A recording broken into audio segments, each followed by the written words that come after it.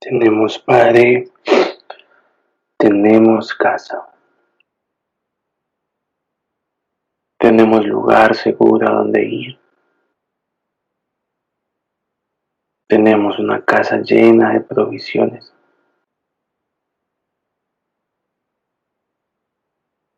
en la cual podemos entrar y tomar cuando queramos.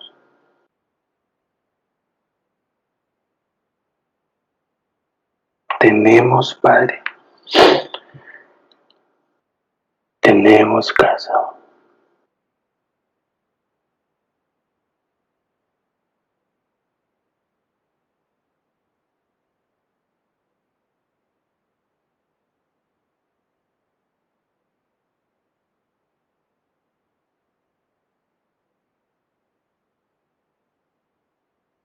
Gracias Padre,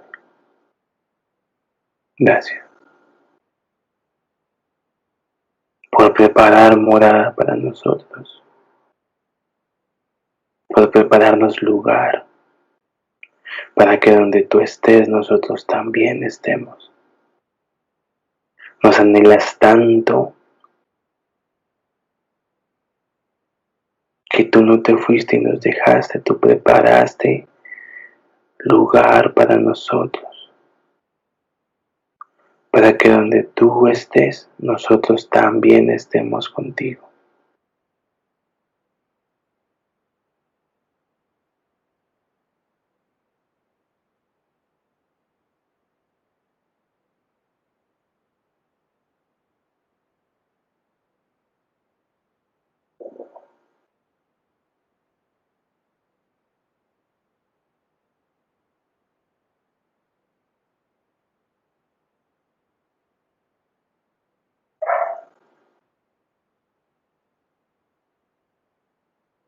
Gracias, Padre. Gracias.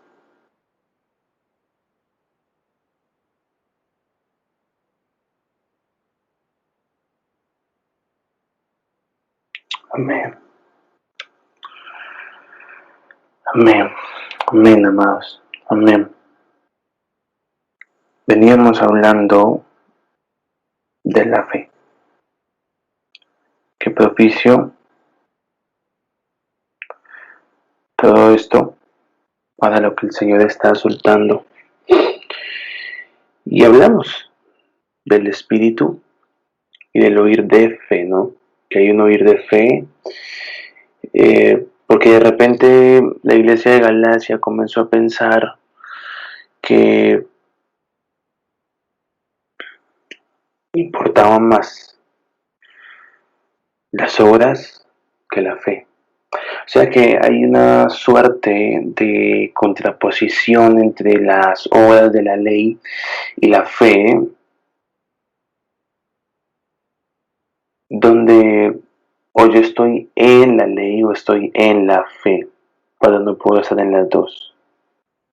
Esto no quiere decir, por supuesto, de que si estoy en la fe entonces no cumplo la ley. Absolutamente es incorrecto pensarlo así.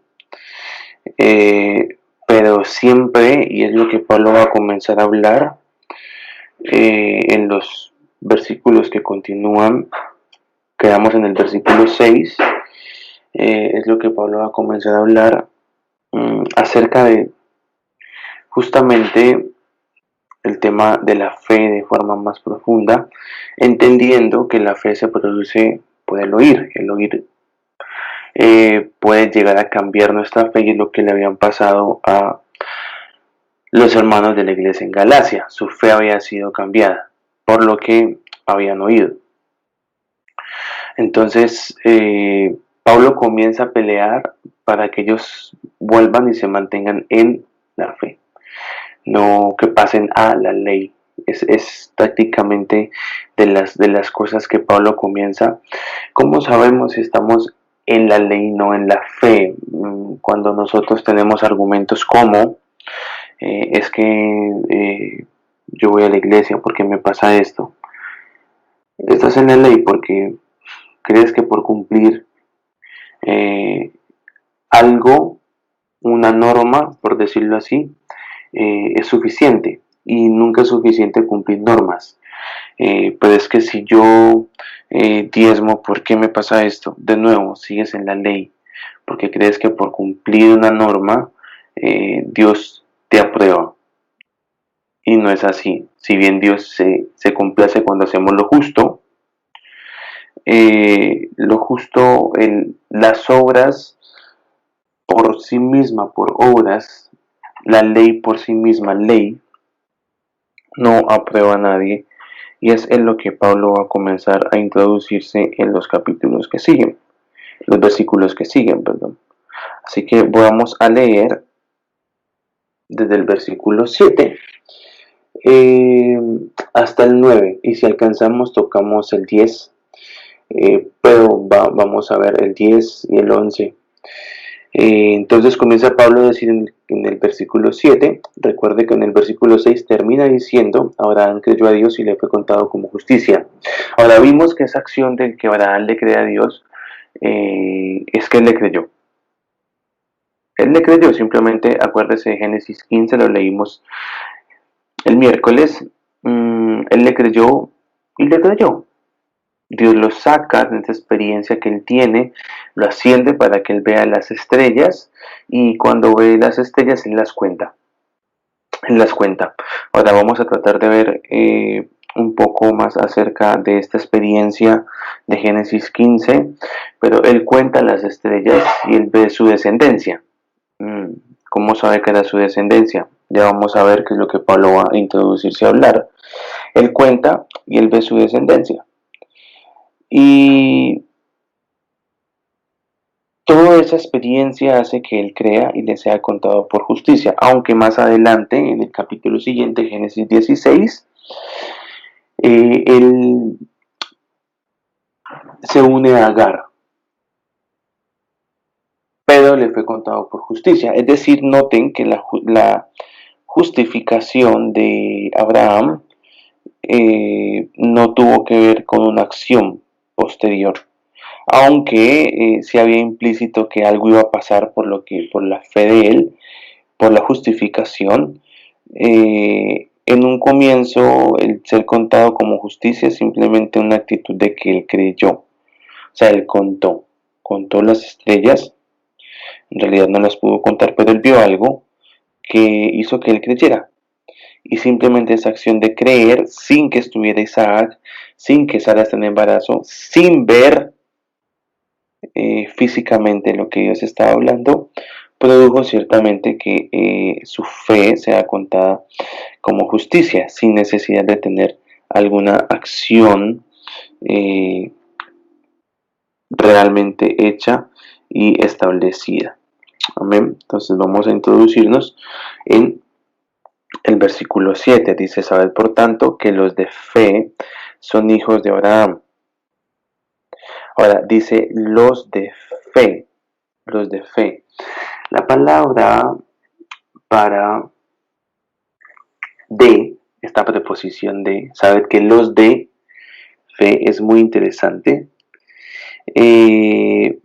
Miremos, por ejemplo, en la Reina Valera dice este versículo, sabed por tanto que los que son de fe, los que son de fe, yo soy de la fe, yo no soy de la fe. Y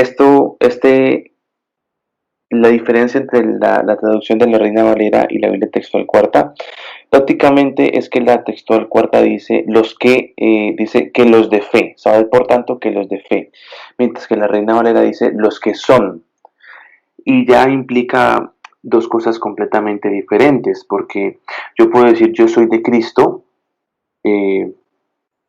o de Cristo, y son dos oraciones que implican dos cosas completamente distintas. Los que son de fe, bueno, yo voy a la iglesia, aquí y allá. Los de fe, los de Cristo, los que son de Cristo y los de Cristo, son distintas. De hecho, esa expresión, los que son, donde dice que son, no está en el texto griego del cual es traducido este pasaje, sino que De alguna manera, cuando estamos traduciendo, estamos interpretando, así que quizás al traductor, a Casiodoro y a Valera, les pareció que, bueno, no caía mal, ¿no? Colocar que los que son de fe, porque decir que los de fe no te encontraba mucho sentido. Sin embargo, cuando uno va al texto en griego y miramos la palabra de en griego, encontramos unas cosas tremendas. La palabra de en griego es ek, s. Si tenemos que escribirla más o menos en españolizada o castellanizada, podríamos decir que es ek. Y es una preposición, evidentemente, como ya lo hablamos, que está denotando origen, el punto de donde procede el movimiento o la acción. También significa depender. Los que son de fe, estos son hijos de Abraham. Ser de fe quiere decir que todo lo que yo hago viene de la fe. Mi origen es fe. Y todo lo que se ejecuta a partir de mi origen es fe. O sea que no hay nada que no venga de fe. Todo se produce a partir de fe. Y la fe es lo que comienza a denotar el origen de todas las cosas. Empieza Pablo, continúa Pablo hablando de esto. Los que son de fe, estos son hijos de Abraham. Ahora, hay un tema muy interesante que se arma justamente con ser hijo de, y Jesús lo va a hablar. Vamos a buscar en Juan.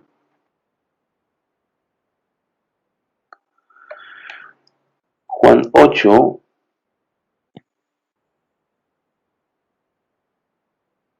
y vamos a leer desde el versículo 39.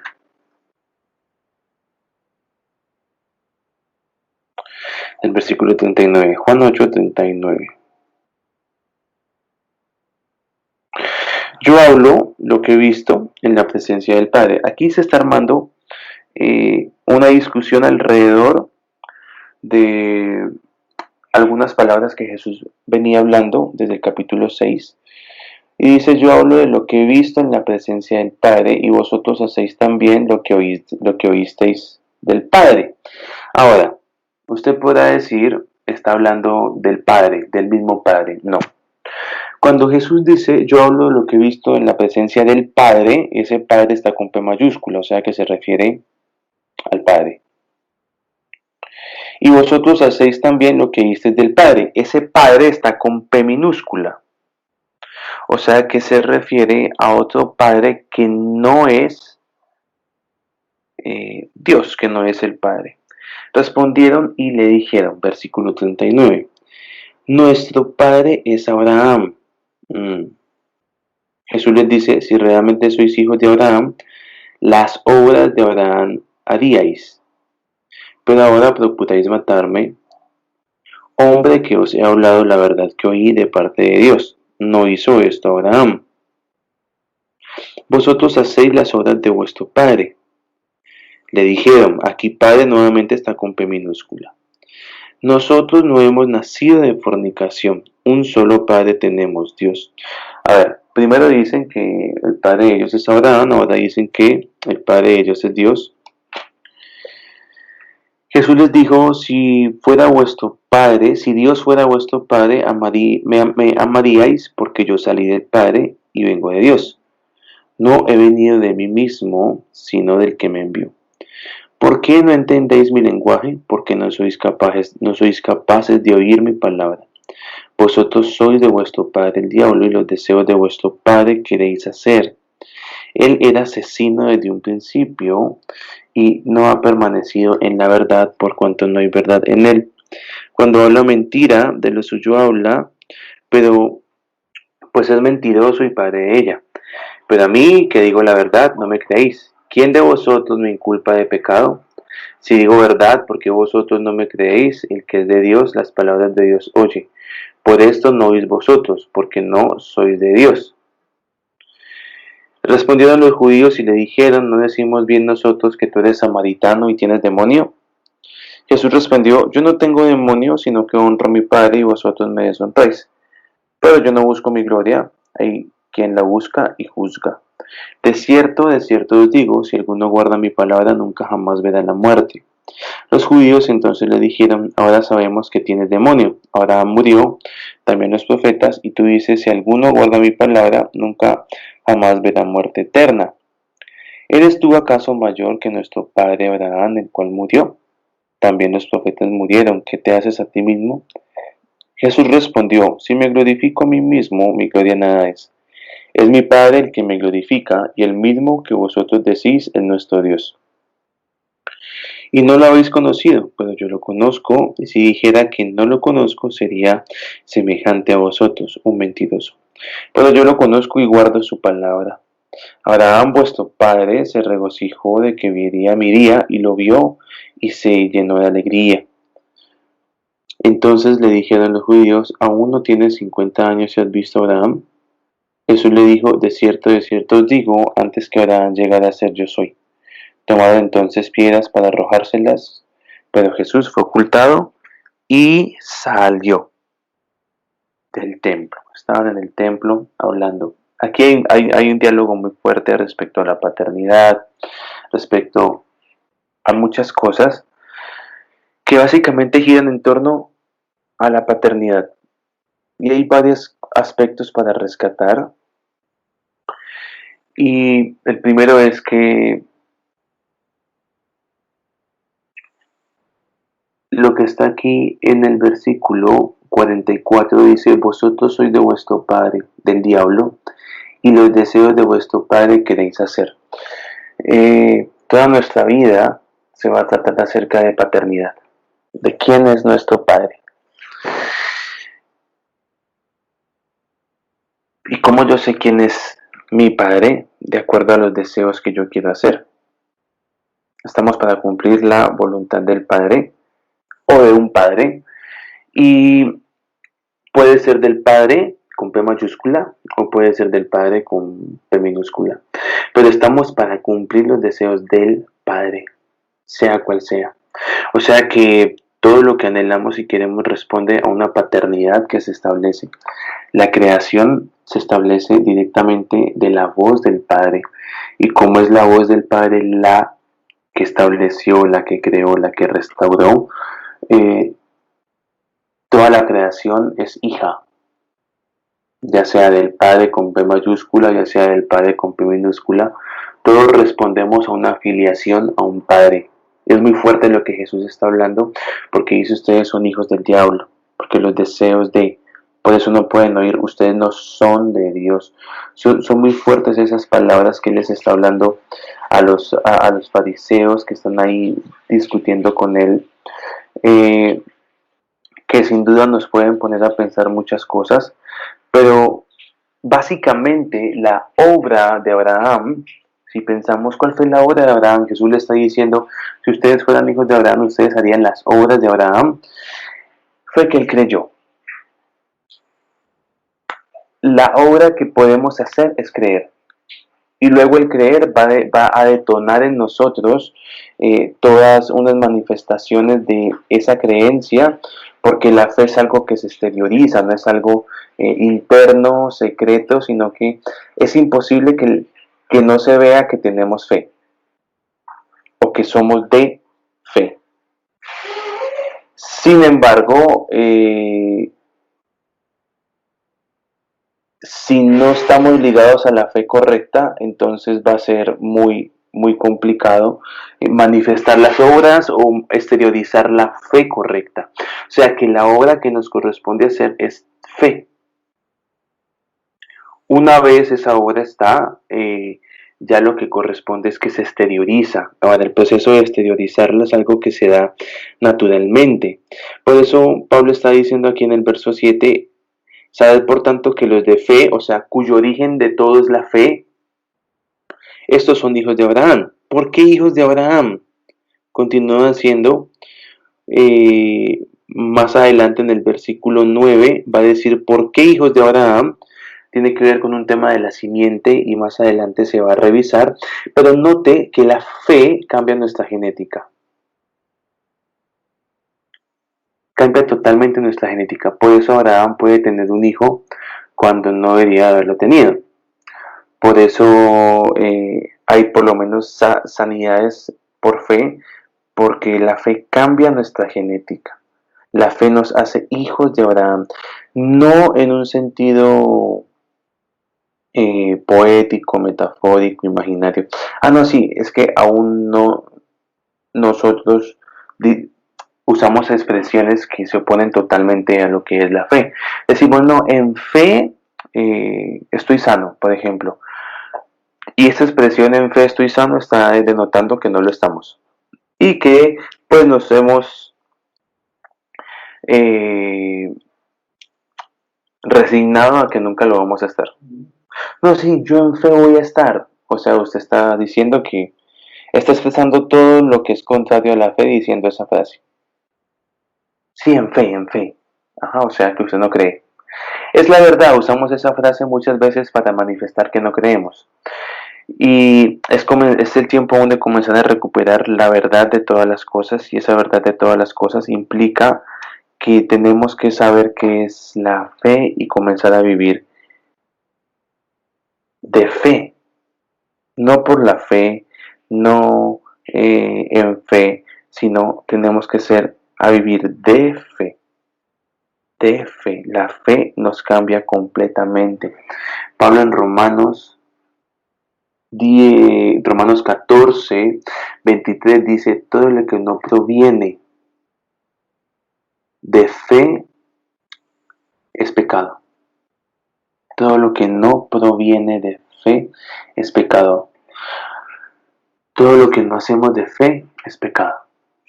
De aquí lo que Pablo está diciendo en este versículo, los que son de fe. Y recuerde que de es eig y está denotando origen. Está denotando el comienzo. Está denotando una dependencia. Todo lo que no proviene de fe es pecado. Entonces, esta era la queja también de Pablo con los Gálatas. ¿Ustedes por qué hacen las cosas? ¿Cuál es el origen de lo que ustedes hacen? ¿Fe o ley? ¿Quieren cumplir por cumplir o viene producto de fe? El origen es la fe. Y Pablo está peleando porque justamente se establezca el origen correcto, el origen de fe. A veces pensamos que por hacer ya no nos debería de suceder nada, Dios nos aprueba porque compramos con factura, porque ofrendamos, diezmamos, damos primicia, Dios debería de aprobarnos porque leemos la Biblia y nada de eso nos aprueba. ¿Qué nos aprueba? Fe. Ahora, la fe nos lleva a hacer todo eso, a dar diezmo, a dar ofrenda, a dar primicia, a leer la Biblia, a comprar con factura. La fe produce en nosotros un cambio en lo que hacemos, pero porque el origen de esas cosas que hacemos es fe, no ley. Cuando el origen de lo que hago es fe, yo nunca voy a pensar que lo que hago me justifica, me hace justo, que lo que hago es suficiente delante de Dios. Y es justamente lo que sigue hablando Pablo. Dice, y la escritura, previendo que Dios declara justos a los gentiles por fe, anunció de antemano la buena noticia a Abraham. En ti serán benditas todas las naciones. Vamos a ver este versículo del final del versículo hacia atrás. En ti, de nuevo, en es la preposición que ya vimos en el griego, que denota posición. Ti, pues se está refiriendo evidentemente a Abraham. Dice, en ti serán benditas todas las naciones. Ser hijos nos pone en un lugar. Recuerden lo que Pablo acaba de decir en el versículo 7. Los que son de fe, estos son hijos de Abraham. Y luego dice que la escritura, previendo que Dios declarara, de que Dios iba a declarar justos a los gentiles por fe, anunció de antemano la buena noticia a Abraham: en ti serán benditas todas las naciones. Lo primero, en ti, es que denota un lugar, y ese lugar es la simiente de Abraham, de lo que él va a seguir hablando. O sea que todo lo que no proviene de fe, o sea, todo lo que no es hijo de Abraham, no es bendito. Entonces la escritura se adelantó a lo que iba a pasar, Dios se adelantó a lo que iba a pasar, era que él iba a declarar justos. Si vamos a otra traducción, dice que Dios habría de justificar. De justificar. Y el lunes hablamos un poco acerca de esta palabra justificar. Y hoy vamos a ir más profundo en lo que es la justificación y por qué es tan fuerte la justificación. Y vamos a estar mirando el momento en que Abraham fue justificado. Amén. Entonces, la justificación es algo que nosotros como occidentales y aún los judíos entendían de cierta manera. Pero cuando Pablo habla de justificación, él está hablando de algo completamente distinto. Cuando hablamos de justificación, entran varias palabras en juego, como tribunal, justicia, y tanto en los evangelios como en las cartas de Pablo se puede ver que en algún momento los hombres van a comparecer en un juicio frente a un juez y van a tener que dar cuentas de las cosas hechas. Y esto es un concepto que ya está metido en el judaísmo y que la nueva fe, es decir, nosotros lo tenemos, creemos que en algún momento va a haber un juicio y se van a juzgar todas las obras, sea cuando muramos, sea cuando todo esto se termine, si es que llegase a suceder tal cosa. Ahora, ¿cómo se maneja la justificación en la mente de una persona que sabe que un día va a dar cuentas? Ahora, la carta que más habla de la justicia es Romanos. Digamos que en Romanos es la carta donde Pablo explica y da a entender qué es la justicia para Dios. Les quiero invitarle que me acompañe a Romanos. Vamos a leer algunos versículos de Romanos. Y vamos a empezar con Romanos 14, justamente donde estábamos, versículo 10 y versículo 12. Romanos 14, 10 dice: pero tú que juzgas a tu hermano, o también tú, ¿por qué menosprecias a tu hermano? Porque todos compareceremos ante el tribunal de Dios. Verso 12, por tanto, cada uno de nosotros dará cuenta de sí. O sea, está explícito que todos vamos a tener que dar cuentas en un tribunal. Y aquí entra en juego la justificación.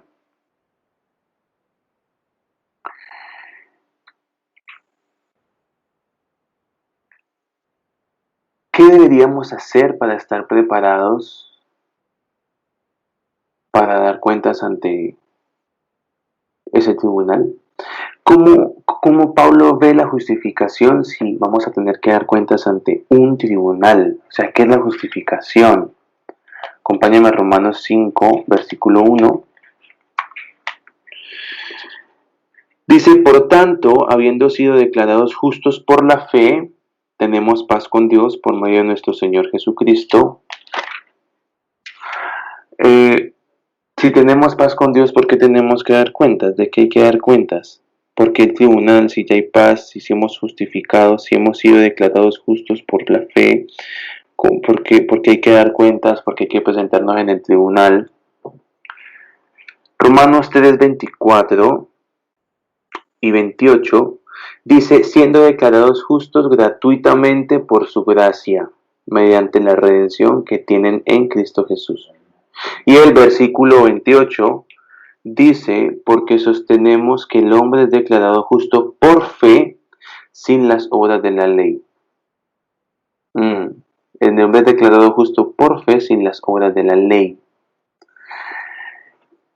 Esto se complementa con lo que Pablo le está hablando a los hermanos de Galacia.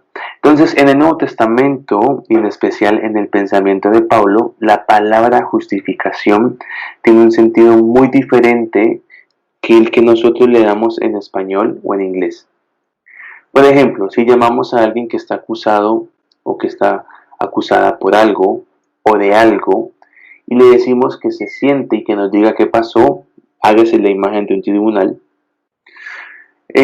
Toda esta acción es para saber si es culpable o no es culpable.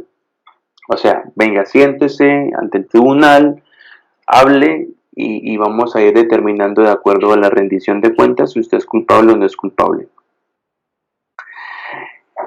La persona pues va a sentarse, va a presentar argumentos, va a tratar de demostrar con hechos, con situaciones que no es culpable, que es inocente.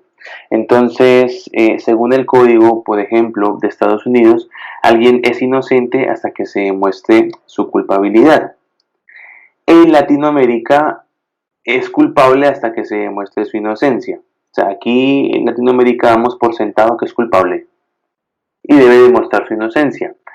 En Estados Unidos es inocente hasta que demuestre su culpabilidad. Son dos posiciones diferentes. Entonces, para justificar a alguien o declararlo inocente, en el caso de Latinoamérica, esta persona debe demostrar que es inocente, que no es culpable. Y en el caso de Estados Unidos, pues debe demostrar que es inocente, que en realidad él no hizo eso, que termina siendo lo mismo, es decir, que no es culpable. Y cuando se demuestra, el tribunal justifica, o sea, dice, listo, no hay ninguna carga que se te impute. Ahora, la palabra justificar en la mentalidad del Nuevo Testamento y de Pablo no tiene nada que ver con eso,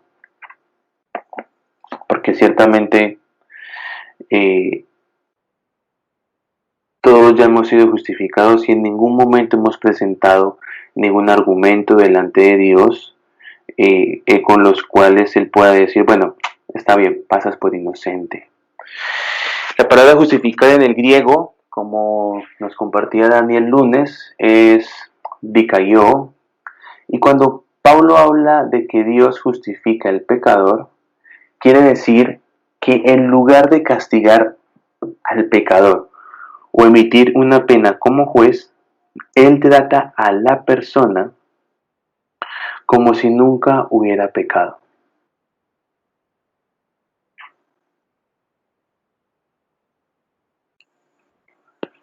Cuando Dios justifica es que Él trata a la persona como si nunca hubiera pecado. Y esta es la gran diferencia. Dios no le pide que demuestre su inocencia, simplemente la pone en la condición de inocencia plena, determinando que nunca pecó. Es decir, no es que Dios hace como si, es que para Dios nunca pasó.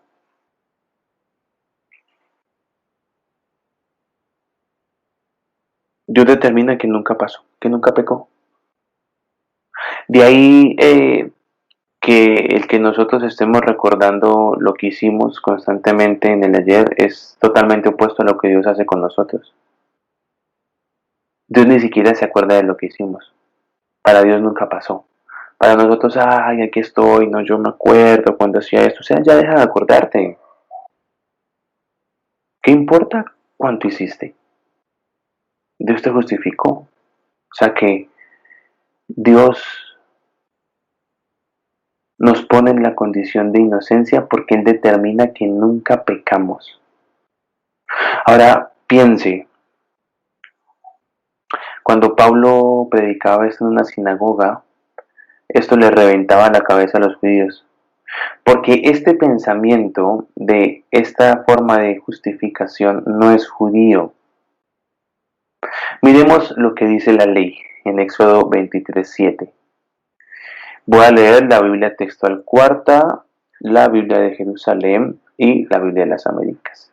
La textual cuarta dice, te alejarás de acusaciones falsas y no matarás al inocente ni al justo, porque yo no justificaré al culpable. Ah.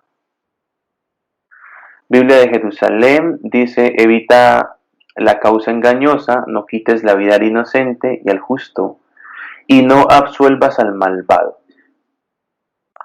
La Biblia de las Américas dice, aléjate de acusación falsa y no mates al inocente ni al justo, porque yo no absolveré al culpable. Proverbio 17:15 dice, el que justifica al impío y el que condena al justo, ambos igualmente son abominación a Yahweh.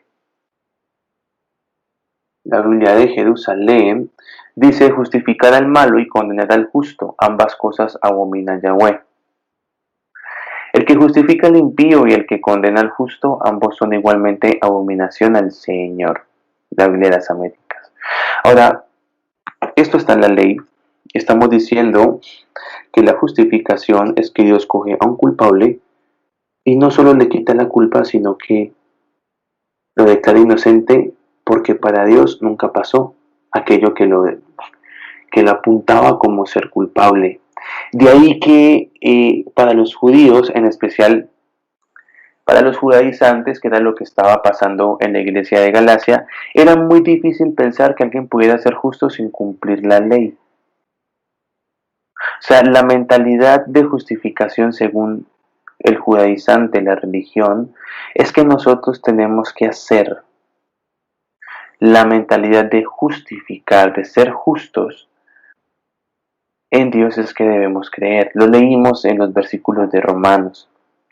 Entonces, ¿cómo Pablo se atreve a decir que Dios en Cristo declaraba inocente al que era culpable? Eso es un pensamiento diametralmente opuesto al pensamiento judío. Toda la esencia del evangelio que Pablo vino a predicar es que Dios, en su misericordia asombrosa, trata al pecador como si hubiera sido un hombre nuevo toda su vida. Este pensamiento no es propio de Pablo. ¿Dónde encontramos más este pensamiento? Y esto es lo impresionante de lo que habla Pablo. Piensa en la parábola del hijo pródigo. El padre actúa cuando el hijo vuelve de una manera que parece que lo que el hijo hizo no es contabilizable de pena. Note, el hijo vuelve al padre y le dice, cuando él quiere volver, él piensa, bueno, así sea con los cerdos que me coloque a comer, así sea con los siervos, no me importa, estoy mejor en la casa del padre que acá en el lugar donde estoy. Y el padre lo justifica, es decir, actúa de tal manera que no tiene en cuenta todo lo que él hizo. Y lo trata como si nunca se hubiera ido. Un banquete, lo viste. O sea que es algo que Jesús habló, sin duda. Pero nuestra mentalidad de este mundo, tan ligado a una justicia caída, nos impide realmente que esto ocurra. O visualizarlo de la forma en que Dios y Pablo lo están expresando. Entonces, si la justificación es el fuego, la fe es la pólvora. Ambas van juntas. No es solo que Él justifica. No es que Dios anda por la tierra y diciendo justificado, justificado, señalando a quien quiera, sino que Él justifica por fe. ¿Cómo sabemos, por ejemplo, que cuando muramos no nos espera un tribunal inflexible y un juez castigador? O sea, ¿qué pruebas tenemos de que realmente no vamos a ser juzgados fuertemente? Cuando decimos, por ejemplo, que la justificación es por fe, lo que sigue es, ¿cuál es el significado de fe aquí? ¿A qué se refiere a que somos justificados por fe? ¿Cómo podemos creer que va a esperarnos un Dios perdonador, que nos va a dar la bienvenida y no que nos va a mandar directamente al otro lado del cielo?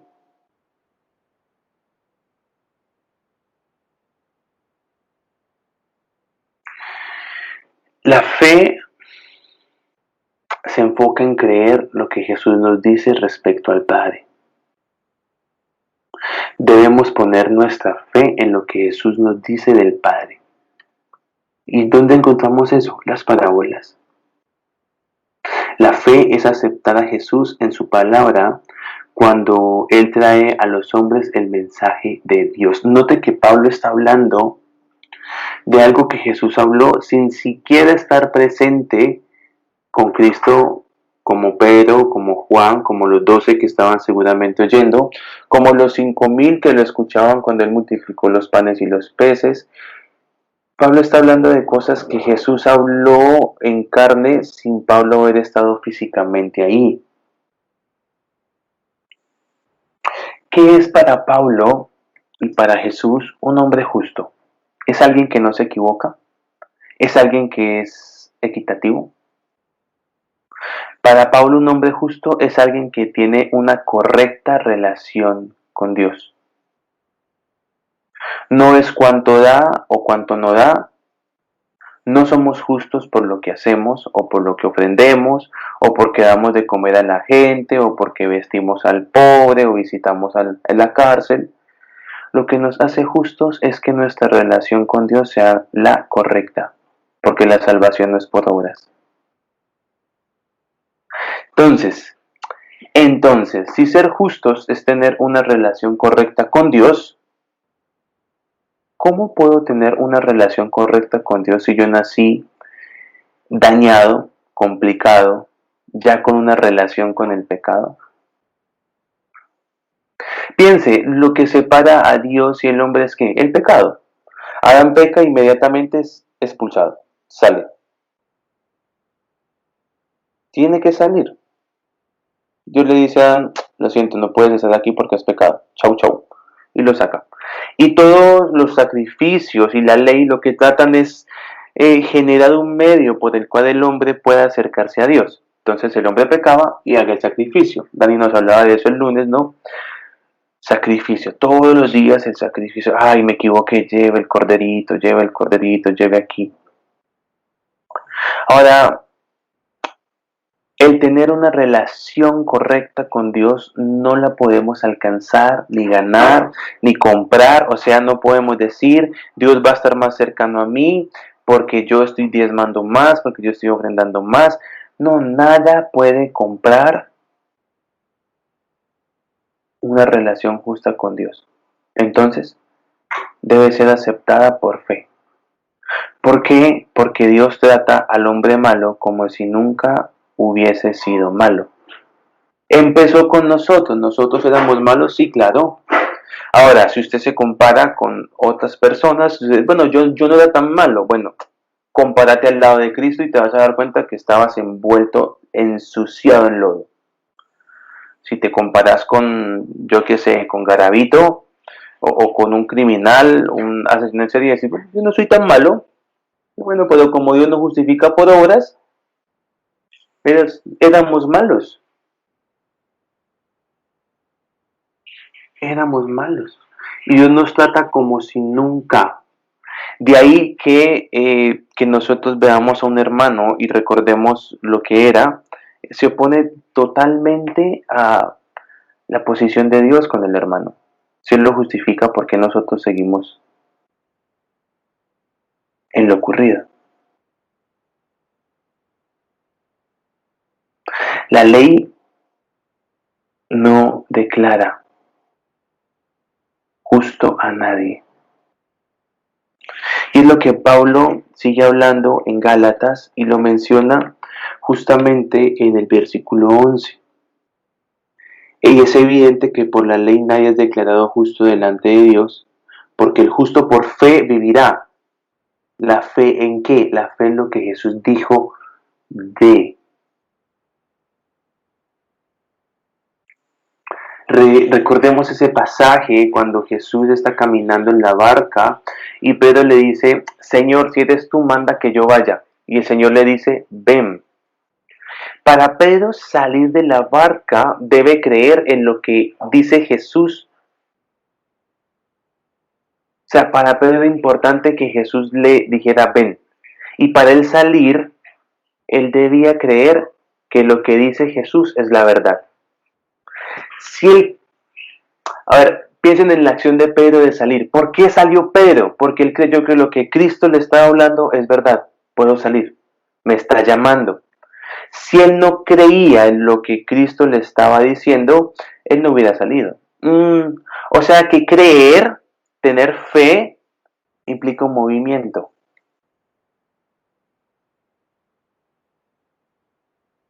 Pedro, cuando Jesús le dice ven para salir de la barca, no está creyendo en Jesús. Obviamente Pedro creía en Jesús, por eso lo seguía, había dejado todo. Pero él está creyendo en lo que Jesús le está diciendo. Mucha gente cree en Jesús, pocos creen en lo que él dice. O sea, Dios no espera que creamos solamente en Él, sino que también creamos en lo que Él dice. No nos salva creer en Él. Mucha gente cree que Dios existe. Somos salvos por creer en lo que Él nos dice. Lo que se discute para la justificación es si creemos lo que Él nos dice que hagamos. Es que yo creo en Dios. Bueno, no es suficiente, lo siento. ¿Cómo? Sí, no. Entonces, ¿crees en lo que Él dice? Sí, claro. ¿Tu vida manifiesta que crees en las palabras que Él habla? O sea, ¿ya saliste de la barca? No, es que tengo miedo de hundirme. Entonces no le crees. O sea, entonces para ti lo que Él dice no es verdad.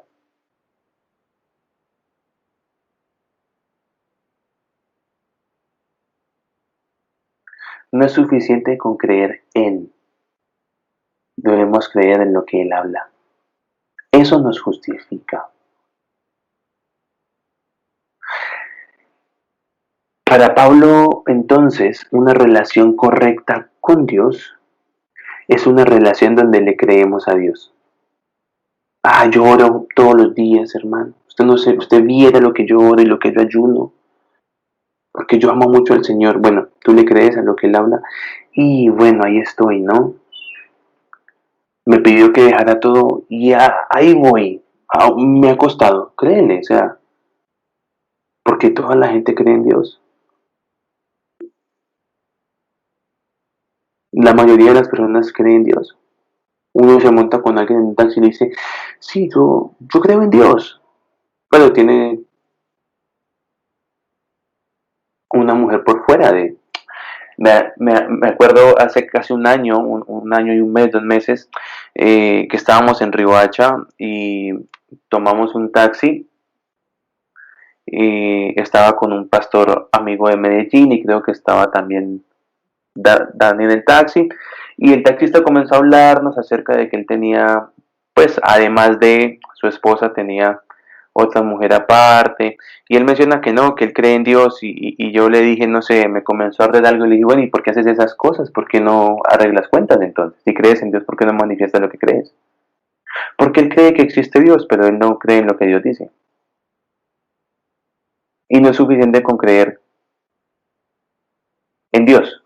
Para Pablo, una relación correcta con Dios es donde le creemos a Dios. No es difícil creer que Él murió por nuestros pecados, pero qué difícil es creer que Él puede cambiar algo a lo que estamos acostumbrados y que está mal.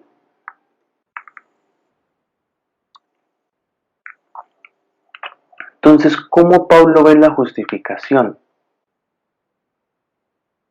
La justificación muestra que Dios ve a un hombre como si nunca hubiera cometido la falta. No por pruebas, no porque demostremos que no cometimos la falta, sino por decisión. Dios decide omitir las faltas, hacer como si nunca hubieran pasado. Y esto es algo que Jesús logra en la cruz. Recuerda, estamos hablando de los aspectos de la cruz. La cruz no solamente nos salva, no solamente nos libra del presente siglo malo, sino que nos justifica. No importa qué horrible fue nuestra vida, nos justifica al punto que nunca hicimos eso delante de Dios. Esto rompe toda la religión judía y toda la estructura de la plataforma judía, porque el tabernáculo en el desierto, el templo, giraban en torno a justificar. ¿Cómo? Sacrificando los carneritos. O sea, el trabajo del sacerdote se acabó. ¿Por qué? Porque ya la justificación no es porque sacrifiques, es porque Dios decide. Y vivir como justificados es donde nuestra relación con Dios es correcta. Es decir, creemos a lo que Él dice.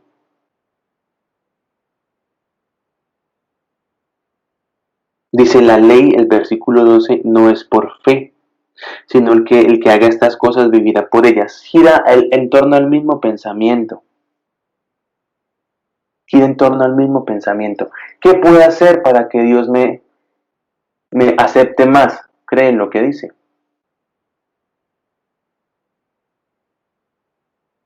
Justificarnos nos introduce en dimensiones diferentes.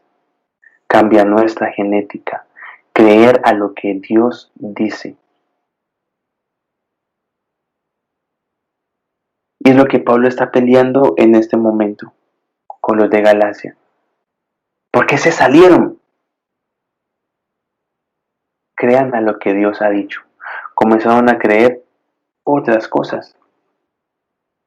Entonces, en el versículo 9 dice, los que son de la fe son bendecidos con el creyente Abraham. Porque todos los que son de las obras de la ley están bajo maldición. Verso 10, porque está escrito, maldito todo el que no permanece en todas las cosas que han sido escritas en el rollo de la ley para hacerlas. Todos hemos visto a esos hermanos que dicen, hey, yo cumplo los 10 mandamientos.